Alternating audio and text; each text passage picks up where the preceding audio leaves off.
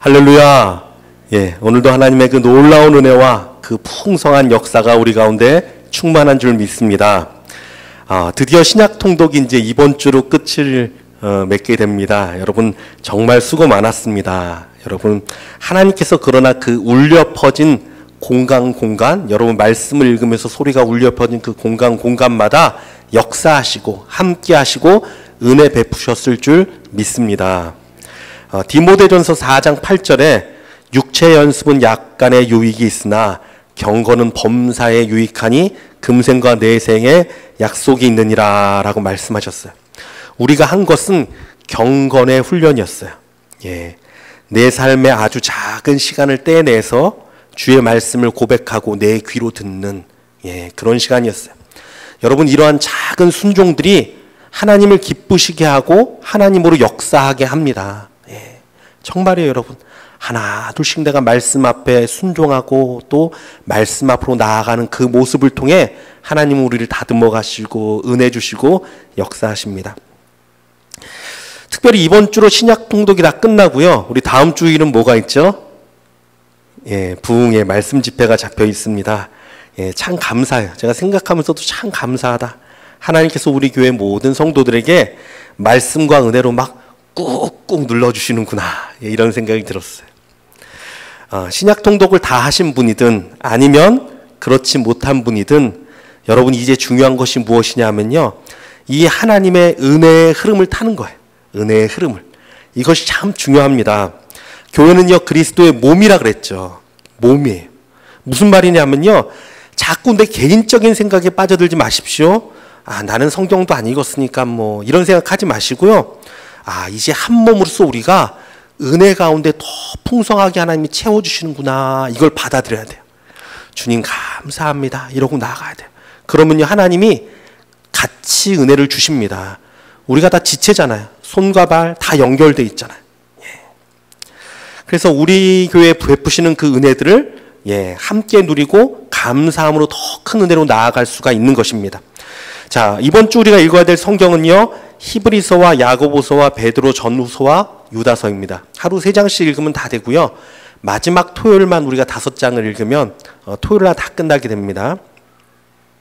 자, 그래서 이번 주 읽어야 될 성경들을요. 간략하게 좀 먼저 말씀드리고 말씀 나누겠습니다. 우선 히브리서는요. 여러분 히브리서를 기록한 사람이 누군지 아십니까? 아는 사람이 아무도 없을 줄 알아요. 왜냐하면 작자 미상이기 때문에. 히브리서는요. 누가 썼는지 정확히 아무도 모릅니다. 그만큼 이 말씀을 기록한 사람이요. 자신을 십자가 뒤에 감추고 오직 예수 그리스도만 높이고 예수 그리스도만 증거했어요. 그래서 이 히브리서가 참 귀한 책이에요. 히브리서가 증언하는 이 예수님은요. 우리의 영원한 대제사장으로 서시는 분이십니다. 대제사장이 어떤 일을 합니까? 우리의 모든 죄를 사하도록 인도하시고 하나님과의 막힌 담을 허물고 우리가 하나님 앞으로 정결하게 나아갈수록 인도하시는 분. 이분이 바로 우리 주 예수 그리스도라는 것이에요.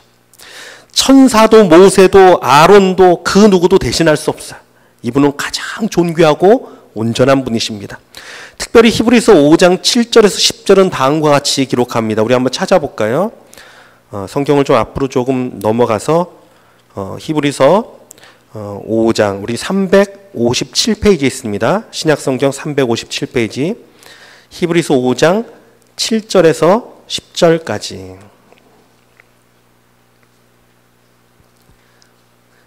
우리 같이 한 목소리 읽겠습니다. 시작. 그는 육체에 계실 때 자기를 죽음에서 능히 구원하실 이에게 심한 통곡과 눈물로 간구와 소원을 올렸고 그의 경건하심으로 말미암아 들으심을 얻었느니라. 그가 아들이시면서도 받으신 고난으로 순종함을 배워서 온전하게 되셨은즉 자기에게 순종하는 모든 자에게 영원한 구원의 근원이 되시고 하나님께 멜기세덱의 반차를 따른 대제사장이라 칭하심을 받으셨느니라. 아멘. 말씀을 보면요. 저는 이게 참 제 삶의 큰 도전과 큰 은혜로 채우신 말씀이에요. 우리 예수님의 모습이 나와 있는데 이 예수님이 어떤 삶을 사셨냐면 하나님의 아들이시지만, 하나님 아들이시잖아요. 그래서 사실은요, 이 땅에서 기도 안 해도 되는 사람이 딱 한 명 있다면 예수님이에요. 예, 사실 예수님이 하나님의 영광의 본체이시고 하나님의 아들이라서 사실은 기도 안 해도 상관이 없는 분입니다. 그런데 예수님이 어떤 본을 우리에게 보여주셨냐면 심한 통곡과 눈물로 간구와 소원을 올리신 분이에요. 예, 심한 통곡으로 눈물로 주님 앞에 간구함으로 나아가신 분이에요. 이것이 우리가 바라봐야 할 나의 예수님이에요. 또 말씀을 보니까 고난으로 순종함을 배워 온전하게 되셨다라는 표현이 나와요. 고난을 통해 순종을 배우셔서 온전하게 되셨다라고 말씀했어요. 여러분, 우리도 이 예수님을 따라서 살기를 원합니다. 여러분, 하나님 앞에 간절한 기도와 간절한 간구가 회복되길 주님의 이름으로 축원합니다. 왜냐하면 우리 예수님이 그러셨기 때문이에요. 또한 고난이 임할 때 여러분 순종할 수 있길 주님의 이름으로 축원합니다. 고난 가운데 순종으로 나아가야 돼요. 우리 예수님 그런 것처럼. 예수님이 뭔가 부족했기 때문에 온전해졌단 말이 아닙니다. 예, 우리 예수님은 완전하신 분이에요. 그런데 그분은요, 고난을 알 수 없는 분이셨습니다. 원래는 하나님이시니까. 그렇죠. 그런데 육신의 몸을 입고 이 땅 가운데 오셔서 모든 고난을 받으셨습니다. 모든 고난을 받으셨어요. 그리고 순종함으로 나가셨습니다. 하나님 앞에. 왜 그랬다고요? 오늘 성경이 말하기를 대제사장, 우리의 대제사장이 되기 위해서 우리 예수님은요, 그 고난과 순종을 다 겪으셨어요. 그래서 성경이 뭐라고 말합니까? 그래서 이제는 우리가 주님 앞에 순종함으로 그 은혜와 구원을 얻을 수 있다라고 성경은 말하고 있어요. 여러분, 사람들을 바라보잖아요. 근데 실질적으로 많은 사람들이 고난 가운데 얽매여 있습니다. 괴로움 가운데 묶여있는 사람들이 사실 많이 있습니다. 그런데 여러분, 한번 살펴보십시오. 여러분 마음 가운데 이 사람들 중에 진짜 하나님 앞에 간절함으로, 진짜 하나님 앞에 간절함으로 나오는 사람은 많지가 않아요. 사실은 이게 문제예요.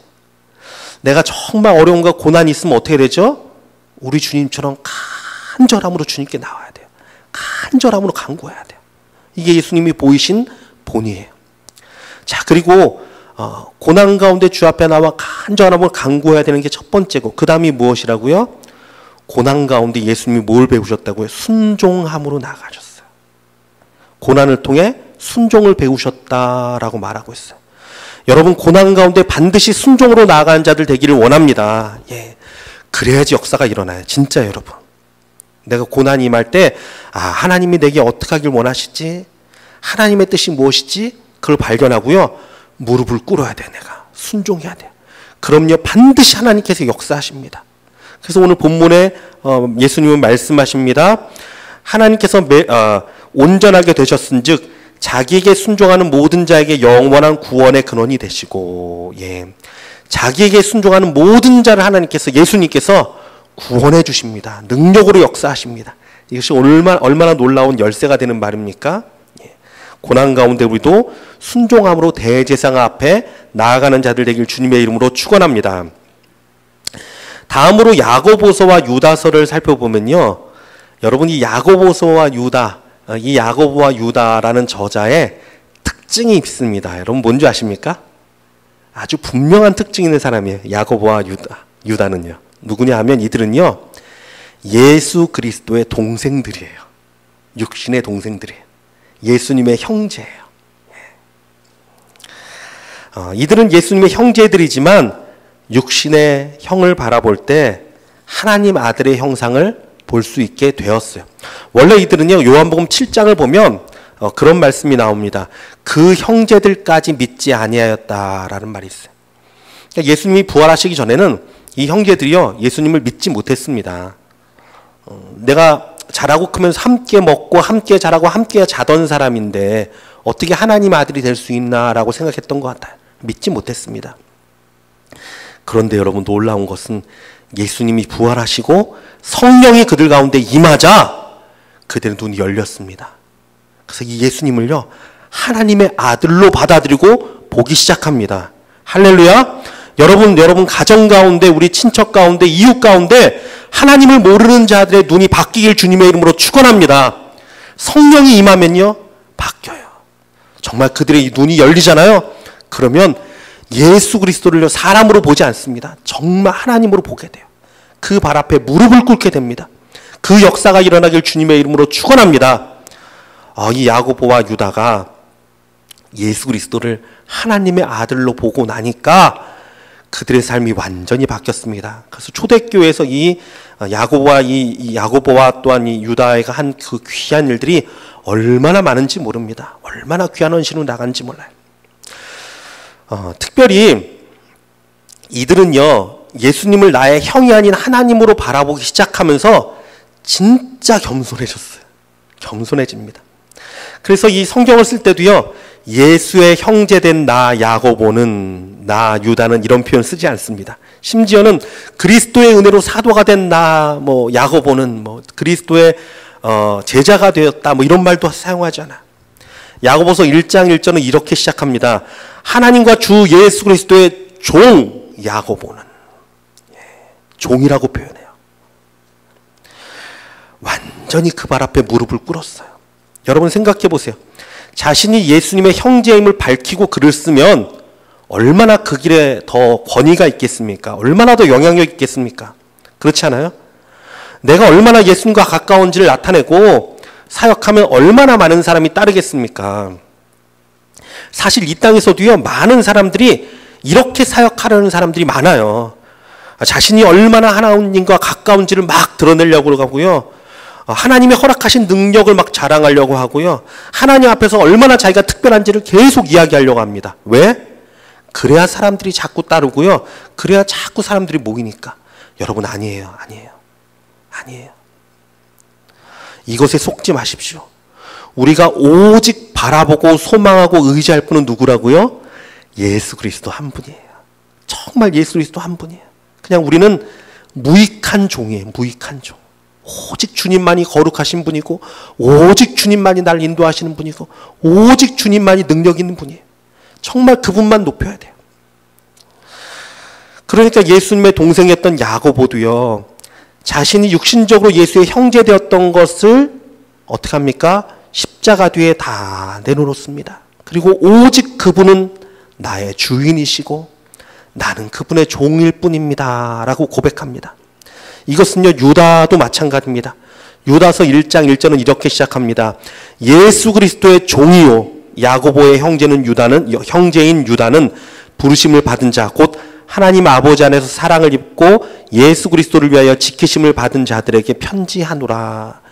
예수 그리스도의 종이요 야고보의 형제인 유다는. 야고보의 형제는 이야기합니다. 그러나 뭐라고요? 나는 예수님의 종일 뿐이다. 나는 종이다 라고 말하고 있어요. 야고보서는요, 원래 행함이 있는 믿음을 강조하고 있고, 유다서는요, 모든 이단들의 사상을 심판하실 주님을 증거하고 있지만, 그러나 그 무엇보다도 이들은요, 예수 그리스도의 신실한 종으로서 자기의 영광은 뒤로 하고 오직 예수님의 영광만 바라보며 성경을 기록한 사람들이에요. 참 귀합니다. 자, 마지막으로 베드로서를 이제 살펴보겠습니다. 베드로 전후서 내용은. 베드로는 우리가 잘 아는 대로 어떤 사람입니까? 성격이 급하고 신중하지 못한 사람이었습니다. 하지만 주님을 향한 그 사랑과 열정은 정말 누구에게도 뒤지지 않았던 사람이죠. 자, 그런데 여러분 베드로 전후서를 한번 이 베드로를 생각하고 읽어보세요. 그러면 깜짝 놀랍니다. 베드로의 옛날 모습이 아니에요. 정말 그 모습이 아니에요. 얼마나 말씀이 마음에 와닿는지 몰라요. 구절구절 말씀이 진짜 깊이가 있고 진솔하고 지혜와 능력이 넘칩니다. 베드로의 모든 인격과 성품을요, 우리 예수님이 완전히 성숙하고 깊게 다듬으셨어요. 그걸 그냥 느낄 수 있어요. 여러분 그렇습니다. 우리도 주님 안에 서잖아요. 그러면요, 모두 다가 새로운 피조물입니다. 하나님 앞에 우리는요, 완전해지도록 다듬어집니다. 그 안에서 성숙해지고 완전해지는 것이, 이것이 그리스도인의 모습이에요. 그런데 아유, 나는 원래 이런 사람이야. 난 원래 이래. 여러분, 이런 말 절대 하지 마십시오. 예. 그냥 그런 생각이 내 생각에 잠겨 있잖아요. 그러면요, 그 생각이 그 사람을 붙들어서 변화시키지 못하게 합니다. 하나님의 새 역사가 그게 나타나지가 않습니다. 왜? 믿지 못하니까. 그래, 주님 나를 새롭게 하시는 분이시죠. 오늘도 주님 안에 나의 모든 허물과 모든 약한 거 내려놓습니다. 하나님 날 빚어주세요. 온전하게 빚어주세요. 여러분, 이렇게 나아가는 자가 되길 주님의 이름으로 축원합니다. 특별히 베드로서는요, 우리가 하나님 앞에 어떻게 거룩한 부르심으로 나아갈 수 있는지, 하나님의 부르심에 어떻게 합당하게 설 수 있는지를 많이 이야기합니다. 반복해서 이야기합니다. 아마도 베드로가 그런 삶을 살았기 때문일 거예요. 늘 하나님의 부르심 앞에 내가 어떻게 서야 하나? 하나님이 나를 사랑하심으로 나의 하나님 예수님의 그 귀한 양들을 맡겼는데 내가 주님 앞에 어떤 모습으로 서야 하나? 날마다 그 묵상 가운데 섰던 것 같아요. 그러니까 이 말씀에도 그것들이 쭉 나타납니다. 특별히 베드로후서 1장 4절은 이렇게 말합니다. 우리 한번 찾아볼게요. 이것도요. 베드로후서 1장 4절 말씀. 신약성경 377페이지. 제가 가진 성경 377페이지네요. 아닙니다. 예, 전서네요. 베드로후서 1장 384페이지네요. 384페이지 베드로후서 1장 4절 말씀. 예, 같이 읽겠습니다. 시작. 이로써 그 보배롭고 지극히 큰 약속을 우리에게 주사 이 약속으로 말미암아 너희가 정욕 때문에 세상에서 썩어질 것을 피하여 신성한 성품에 참여하는 자가 되게 하려 하셨느니라. 아멘. 신성한 성품, 여러분 이게 무엇인지 아십니까? 하나님의 성품을 말해요. 신의 성품을 말해요. 하나님의 성품을 말해요. 하나님께서 우리를요, 하나님의 거룩한 성품을 담는 그릇으로 만드시겠다는 거예요. 자, 여러분 생각 한번 해보십시오. 하나님은 토기장이고 우리는 뭐죠? 진흙이죠. 그렇게 말씀하셨죠. 그래서 뭐든지 하나님이 원하는 대로 우리가 빚어지는 거예요.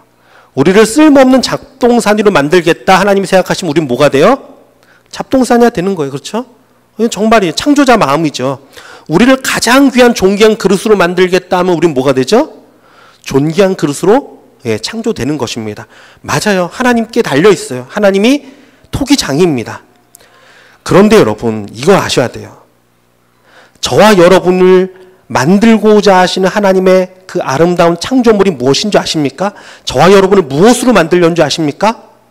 쓸모없는 것을 만들려는 게 아니에요. 하나님이 우리를 만들고자 하는 건요, 신의 성품에 참여하는, 예수님의 거룩한 것을 담을 수 있는 하나님의 그 마음과 하나님의 성품을 담는요, 가장 존귀한 그릇으로 우리를 만들고자 하십니다. 할렐루야.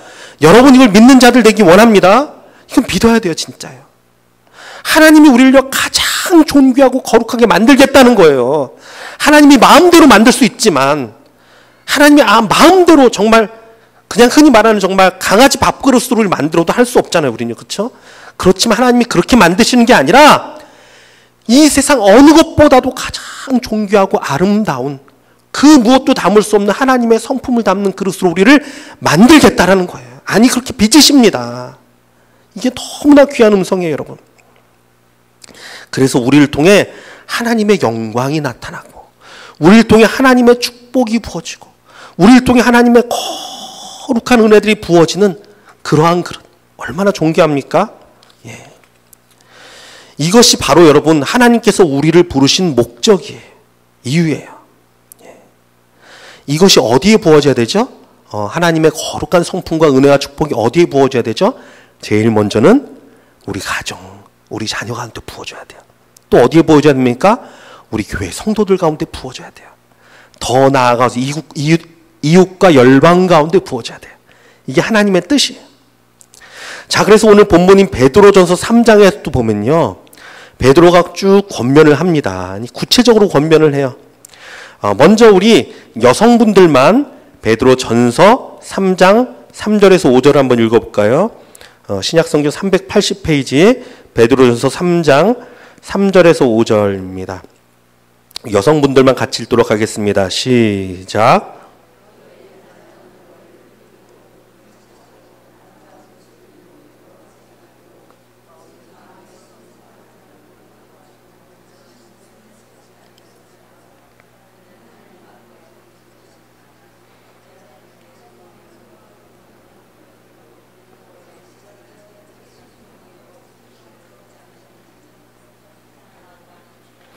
예, 5절까지만입니다. 예, 여인들은 단장을 머리와 아름다운 것 금으로 단장하지 마라. 그것이 중요한 게 아니라 말하는 거죠. 그럼 뭐로 단장을 하라고 되어 있습니까? 온유함과, 온유함과 그 성품과 예, 남편에게 순종함으로 하라는 거예요. 여러분, 이 얘기 듣고 육신이 막 올라오는 사람은요, 온전치 못한 거예요. 예. 그 순종함으로 하라는 거예요. 왜 그렇습니까? 이 목적을 알아야 돼요. 이 이유를 알아야 돼요. 왜 그렇습니까? 그래야지 그리스도의 온전한 성품이요, 그를 통해 흘러갈 수가 있어요.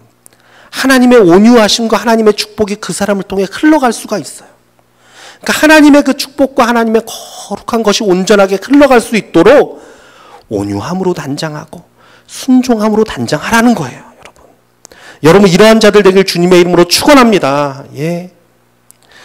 그냥 이기려고 하고 그냥 지지 않으려고 하고, 여러분, 이거로는요 그리스도의 그 은혜가 흘러갈 수가 없어요. 축복이 흘러갈 수가 없는 거예요.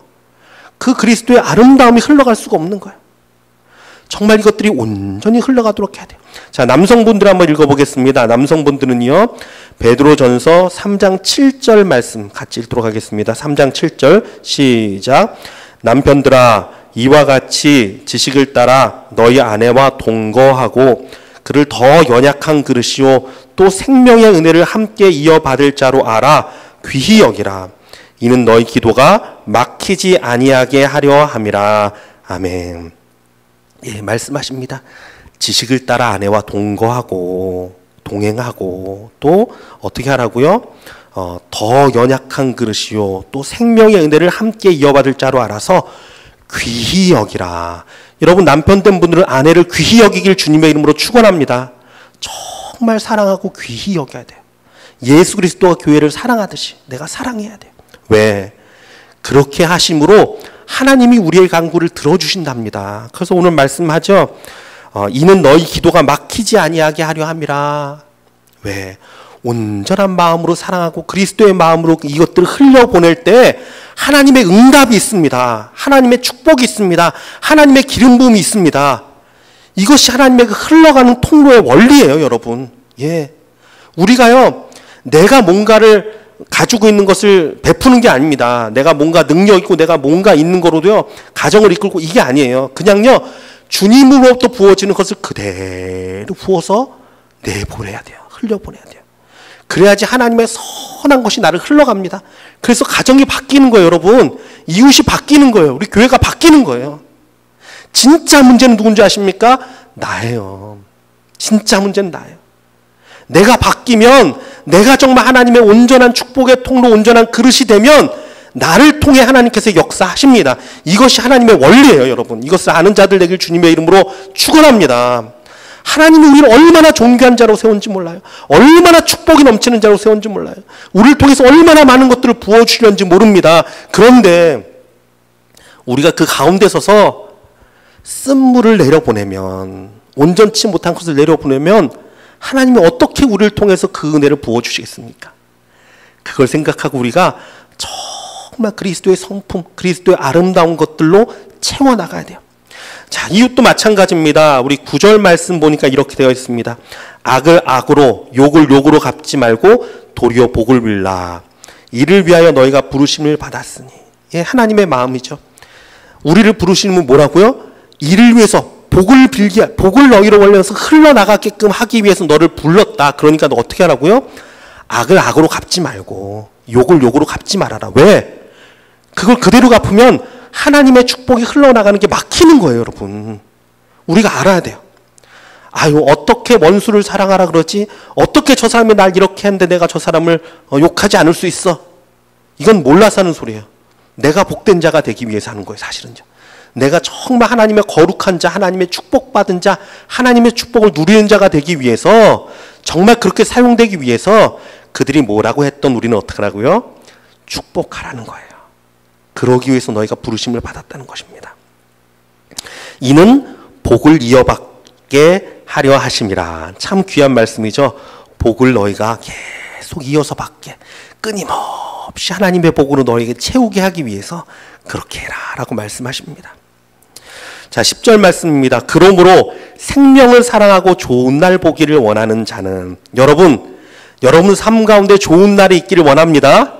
정말 하나님의 그 은혜의 햇빛이 비춰진 날들이 충만하기 원합니다.